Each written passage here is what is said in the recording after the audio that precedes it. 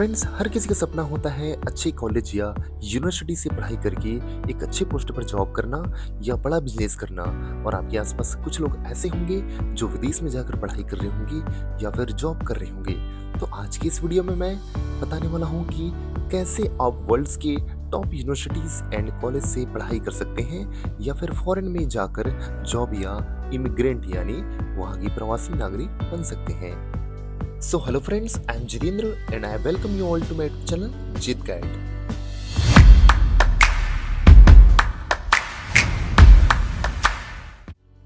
तो सबसे पहले हम यह जान लेते हैं IELTS होता क्या है। इसका फुल फॉर्म होता है international English language testing system. दोस्तों, इसकी फुल फॉर्म से पता चल ही गया होगा।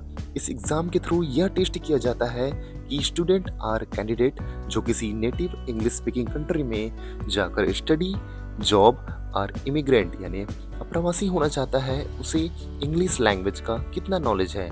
क्योंकि अगर आपको अपने सब्जेक्ट और फील्ड की पूरी नॉलेज तो है बट इंग्लिश लैंग्वेज की नॉलेज कम है तो आप कम्युनिकेट ही नहीं कर पाएंगे। Then how you will study, work or immigrate in English speaking country. इसलिए इंग्लिश लैंग्वेज की नॉलेज होना बहुत ही इंपॉर्टेंट है और इसी चीज को असेस यानी परखने के लिए IELTS एग्जाम होता है।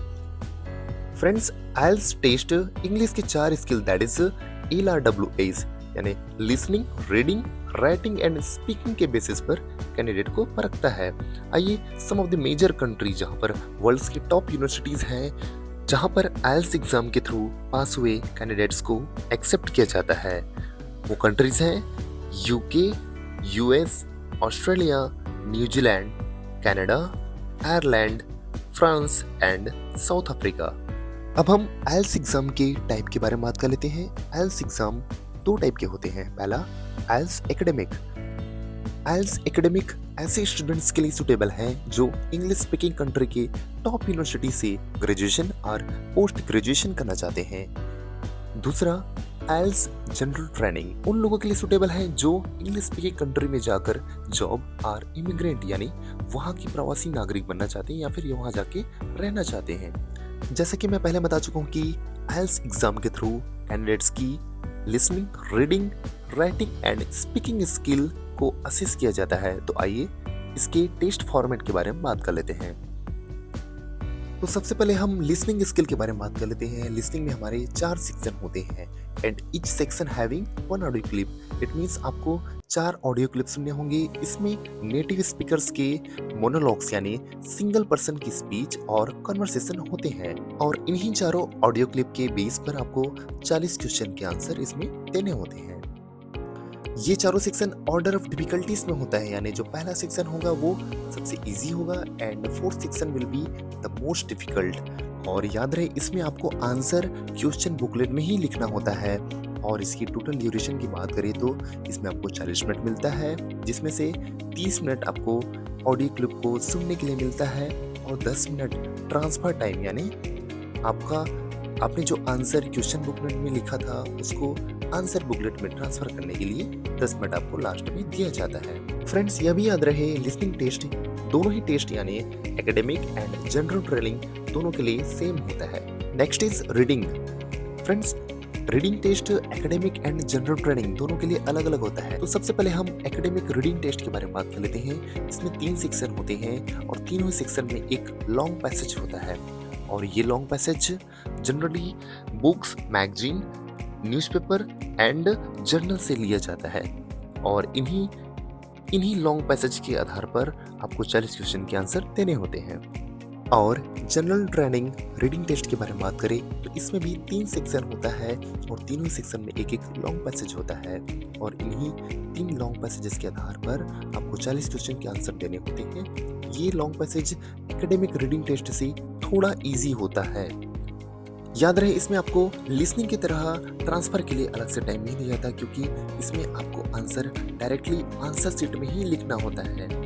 और ड्यूरेशन की बात करें तो इसमें आपको 60 मिनट का टाइम मिलता है, 20 minute for each section. Next writing. इसमें 2 टास्क होते हैं, टास्क 1 एंड टास्क 2, और ये दोनों ही टास्क एकेडमिक और जनरल ट्रेनिंग के लिए अलग अलग होते हैं। तो सबसे पहले हम एकेडमिक राइटिंग टेस्ट के बारे में बात कर लेते हैं। इसमें आपको एग्जामिनर के द्वारा ग्राफ, टेबल, चार्ट और डायग्राम दिया जाएगा, जिसमें से आपको डिस्क्राइब, समराइज और एक्सप्लेन करने के लिए बोला जाएगा।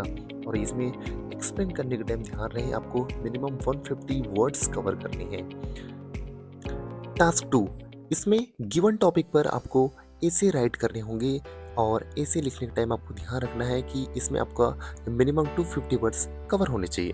ड्यूरेशन की बात करें तो इसमें आपको 60 मिनट का टाइम मिलता है, 20 minute for task 1 and 40 minute for task 2। और जनरल ट्रेनिंग टेस्ट के बारे में बात किया जाए तो टास्क 1 में आपको सिचुएशन दिया जाएगा और उस सिचुएशन के हिसाब से आपको लेटर लिखने के लिए बोला जाएगा।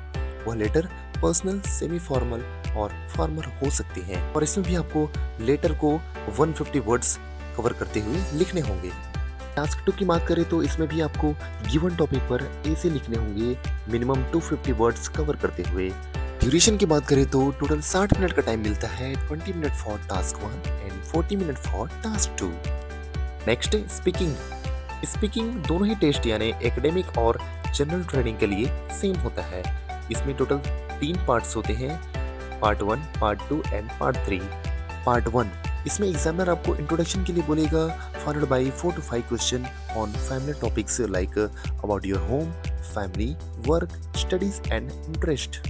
पार्ट 2, इसमें एग्जामिनर आपको एक टास्क कर देंगे जिसमें टॉपिक लिखा रहेगा और उस पर्टिकुलर टॉपिक के प्रिपरेशन के लिए आपको 1 मिनट का टाइम दिया जाएगा और उस 1 मिनट के बाद आपको 3 से 4 मिनट तक उस टॉपिक पर बोलने के लिए बोला जाएगा। पार्ट 3, इसमें एग्जामिनर आपको 5 से 6 क्वेश्चन पूछेंगे जो आपके पार्ट 2 के टॉपिक से कनेक्टेड होगा। तो इस तरह से 3 पार्ट में आपकी स्पीकिंग टेस्ट कंप्लीट होगी और टोटल ड्यूरेशन की बात करें तो इसमें 11 to 14 मिनट का टाइम आपको दिया जाएगा। एलिजिबिलिटी, इसके लिए मिनिमम एज 16 ईयर ओल्ड होनी चाहिए और आगे किसी भी एज तक इस एग्जाम को दे सकते हैं।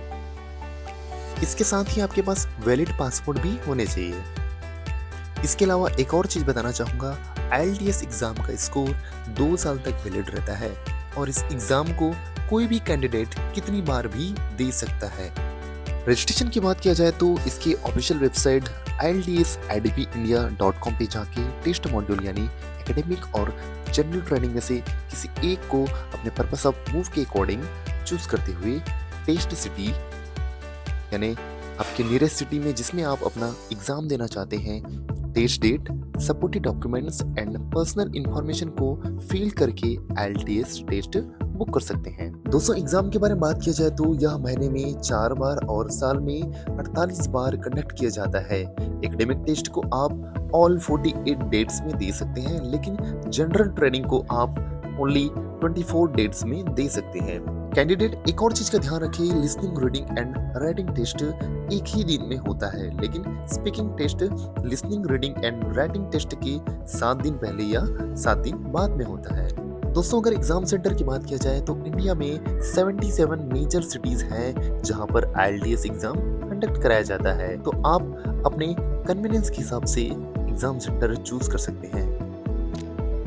सो फ्रेंड्स, आई होप आज का यह वीडियो आपको अच्छा लगा होगा। इसके अलावा आपका किसी प्रकार का डाउट या फिर क्वेश्चन होगा तो उसे मुझे कमेंट के माध्यम से बता सकते हैं ताकि मैं उसे सॉल्व कर सकूं। और अगर आप चैनल पे नए हैं तो please like and subscribe my channel and share so that maximum लोगों तक यह वीडियो पहुंच सके और उनकी हेल्प हो सके। तो आज की इस वीडियो में फिलहाल इतना ही, मिलते हैं एक नए वीडियो के साथ, तब तक के लिए बाय बाय।